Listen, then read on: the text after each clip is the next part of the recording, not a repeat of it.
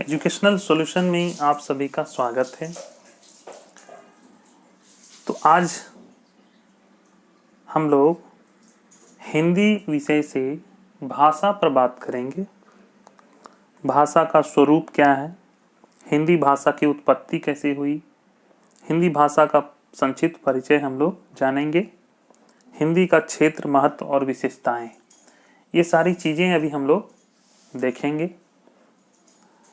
जेटेट में हिंदी विषय में भी आपको पास होने अनिवार्य हैं, तो हिंदी व्याकरण में आपको भी क्वालिफाई करना पड़ेगा, हिंदी विषय में भी आपको पास करना पड़ेगा। तो देखिए मुख्य मुख्य जो बातें हैं अभी हम उसको नोट डाउन करेंगे और आप सब भी इम्पोर्टेंट बातों को लिखेंगे। सामान्यतः भाषा मनुष्य की सार्थक व्यक्त वाणी को कहते हैं। भाषा क्या है? मनुष्य की, जान लीजिए, मनुष्य की सार्थक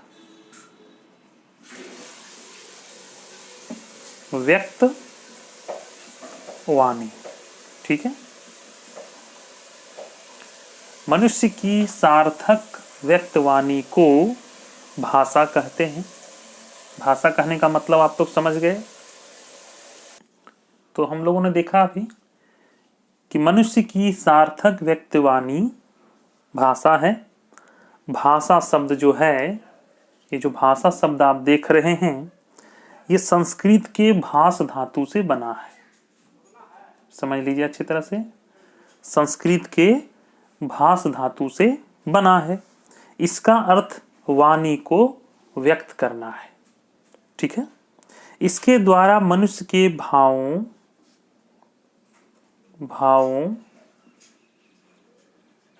विचारों और भावनाओं को व्यक्त किया जाता है। समझ पा रहे हैं? भाषा के द्वारा मनुष्य के भावों, विचारों और भावनाओं को व्यक्त किया जाता है। भाषा की परिभाषा देना एक कठिन कार्य है, फिर भी भाषा वैज्ञानिकों ने इसकी परिभाषा दी है। आचार्य देवेंद्र नाथ शर्मा ने भाषा की परिभाषा इस प्रकार बनाई है। एक हमारे भाषा वैज्ञानिक हैं देवेंद्र नाथ, है ना, वो कहते हैं कि उच्चरित ध्वनि संकेतों की सहायता से भाव या विचार की पूर्ण अथवा जिसकी सहायता से मनुष्य परस्पर विचार विनिमय या सहयोग करते हैं, उस यादृच्छिक रूढ़ ध्वनि संकेत की प्रणाली को भाषा कहते हैं। तो उनका कहना है कि जिसकी सहायता से मनुष्य परस्पर विचार विनिमय करता है, सहयोग करता है, उसी को हम लोग भाषा कहते हैं। सार्थक शब्दों के समूह या संकेत को भाषा कहते हैं। यह संकेत स्पष्ट होना चाहिए। जैसे मनुष्य के जटिल भावनाओं को भाषा ही व्यक्त करती है, किंतु केवल संकेत भाषा नहीं है।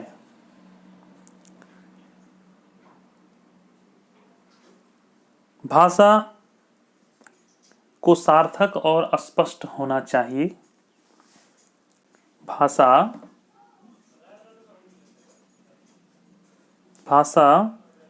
यादृच्छिक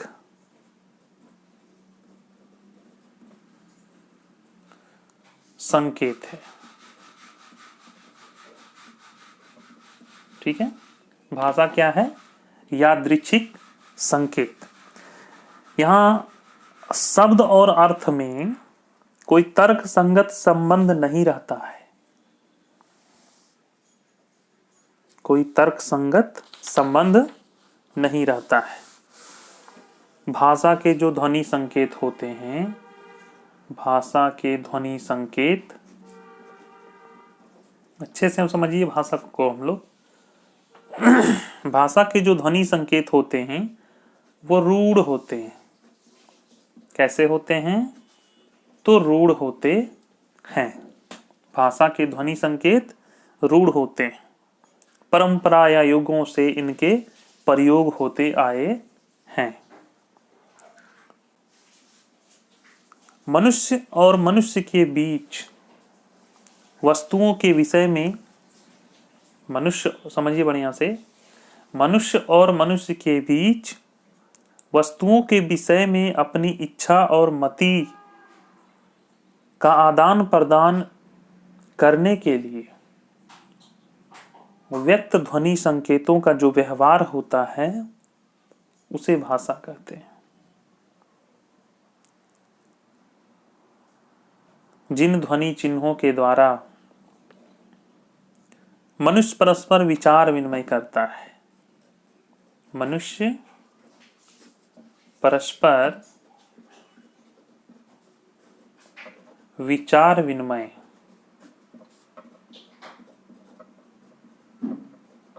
विचार और विनिमय, ठीक है, मनुष्य विचार विनिमय करता है, उनको समष्टि रूप से हम भाषा कहेंगे। क्या कहेंगे? उनको भाषा कहेंगे। तो भाषा में ध्वनि संकेतों का परंपरागत और रूढ़ प्रयोग होता है। परंपरागत और रूढ़, ठीक है। भाषा में ध्वनि संकेतों का परंपरागत और रूढ़ प्रयोग होता है। भाषा के सार्थक ध्वनि संकेतों से, सार्थक ध्वनि संकेतों, समझिए अच्छे से, सार्थक, सिर्फ हम अभी भाषा के बारे में जान रहे हैं कि भाषा है क्या।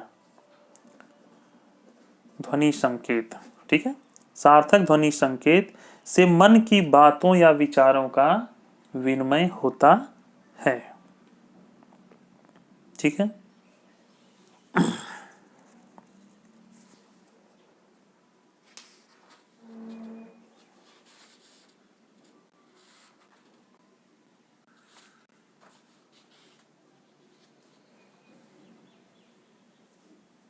ठीक है, अब हम लोग समझेंगे हिंदी भाषा की उत्पत्ति के बारे में। इस टाइप से भी प्रश्न आते हैं एग्जाम में, तो थोड़ा विस्तार से आपको जानना चाहिए। सिर्फ व्याकरण के कुछ प्रश्नों को जान लेने से हमारा हिंदी कंप्लीट नहीं होता है। हमको बहुत सारे जानकारियां हिंदी में, हिंदी को भी डीपली जानना जरूरी है। तो यहाँ भी हम जानेंगे हिंदी भाषा की उत्पत्ति, ठीक है। हिंदी भाषा की उत्पत्ति के बारे में हम लोग अभी बात करेंगे। तो भाषा जो है वो नदी की धारा की तरह चंचल है। नदी की धारा की तरह चंचल है, यह रुकना नहीं जानती है। यदि कोई इसे बलपूर्वक रोकना भी चाहे तो भाषा उसके बंधन को तोड़कर आगे निकल जाती है। यह उसकी स्वाभाविक प्रकृति और प्रवृत्ति है। हर देश की भाषा के इतिहास में ऐसी बात देखी जाती है। भारत एक प्राचीन देश है। यहाँ के लोग भिन्न भिन्न कालों में भिन्न भिन्न भाषाएं बोलते और लिखते आए हैं। संस्कृत इस देश की सबसे पुरानी भाषा है। सबसे प्राचीन भाषा कौन सी है? सबसे प्राचीन भाषा है संस्कृत, ठीक है। संस्कृत सबसे प्राचीन भाषा है जिसका व्यवहार हमारे पुराने ऋषि मुनियों, विद्वानों और कवियों ने समय समय पर किया है। इसका प्राचीनतम रूप संसार की सर्वप्रथम कृति ऋग्वेद में भी हम लोग देखते हैं, है ना। ऋग्वेद में देखते हैं। संस्कृत को आर्य भाषा या देव भाषा भी कहते हैं।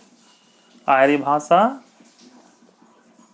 और इसको हम लोग बोलेंगे देव भाषा, ठीक है।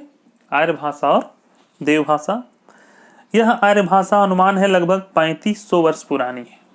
एक अनुमान लगाया जाता है कि यह आर्य भाषा जो है वो 3500 साल पुरानी है। हिंदी इसकी आर्य भाषा संस्कृत की उत्तराधिकारनी है। ठीक है,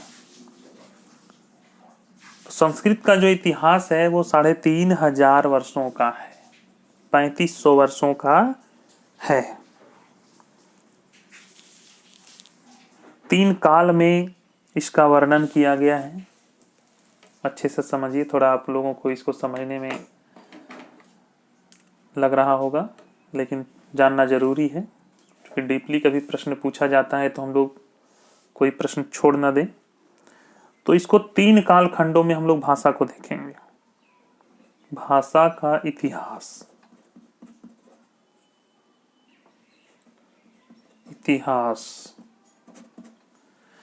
एक हम देखते हैं, फर्स्ट नंबर, प्राचीन भारतीय आर्य भाषा काल। ठीक है, दूसरा है मध्यकालीन भारतीय आर्य भाषा काल, और तीसरा है आधुनिक आर्य भाषा काल। अब देखिए, इसका हम लोग जो वर्णन लेते हैं वो है 1500 ईस्वी पूर्व से 500 ईस्वी पूर्व तक। ठीक है, समझिए,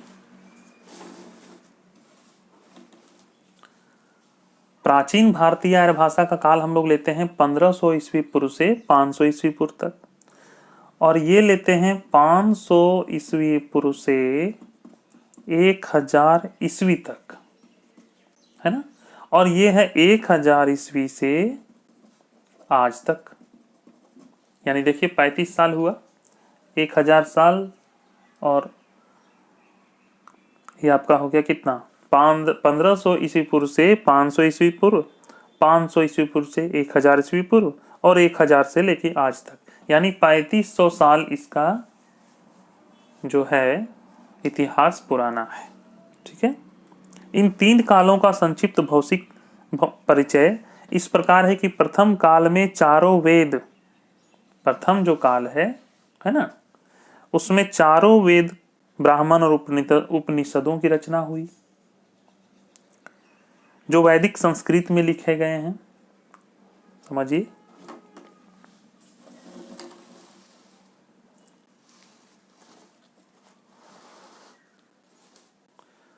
प्राचीन जो प्रथम जो काल है, प्रथम काल, तो प्रथम काल में चारों वेद, ऋग्वेद, सामवेद, यजुर्वेद, अथर्ववेद, ब्राह्मण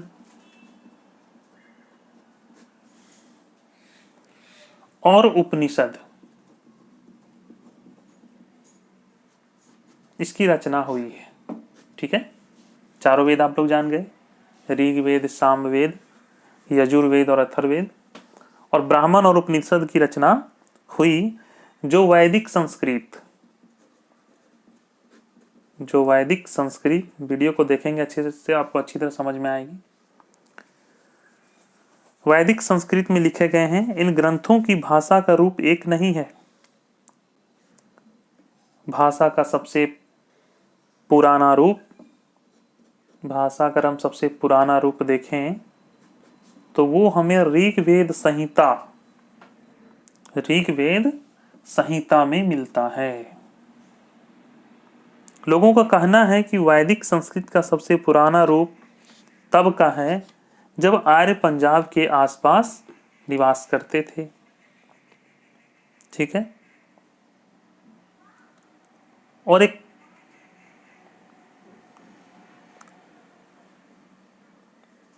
पाली जो है, एक पाली भाषा है,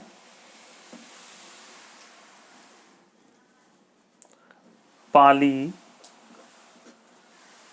भारत की प्रथम देश भाषा है। पाली भारत की प्रथम देश भाषा है। ठीक है, इसे सबसे पुरानी प्राकृत भी कहते हैं।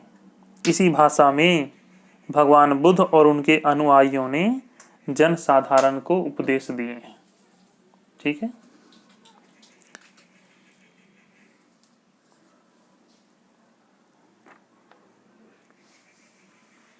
ठीक है, तो हम लोग अगले वीडियो में भाषा के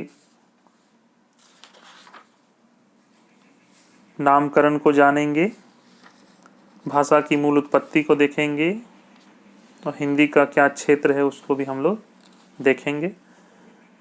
हिंदी व्याकरण की विशेषता भी हम लोग जानेंगे, हिंदी का महत्व जानेंगे। तो हमारे अगले वीडियो में आप लोग जरूर आएं। वीडियो पसंद आए तो लाइक कर दें, चैनल में पहली बार आए तो सब्सक्राइब जरूर कर लें। धन्यवाद।